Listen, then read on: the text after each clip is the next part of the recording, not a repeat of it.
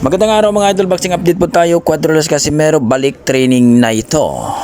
Eddie Hearn, galit na kay Naoya Inoue. Yan ang ating pag-uusapan ngayon mga idol. Pero kung bago kayo sa ating YouTube channel, baka pwede makahingi ng isang like, subscribe at pakipindot na rin ang ating notification bell mga idol para ma-update kayo sa ating bagong video na katulad. Well mga idol, alam naman natin na tapos na ang laban ni Naoya Inoue dito kay Ye Jun Kim mga idol. Isang Koreano na umabot ng 4 rounds ang kanilang laban. TKO ang inabot ng isang Koreano mga idol. At dito nga, malaki daw ang kita ng Koreanong ito mga idol. Replacement pero napakalupit ang kita nito. Well mga idol, alam naman natin na itong si Naoya Inoue ay 2 belt na lang ang kulang sa kanyang pagdepensa. Ito ang WBE at WBO mga idol. Ang mandatory challenger ni Naoya Inoue mga idol, itong si Murjun Akhmadalib, ang champion ng interim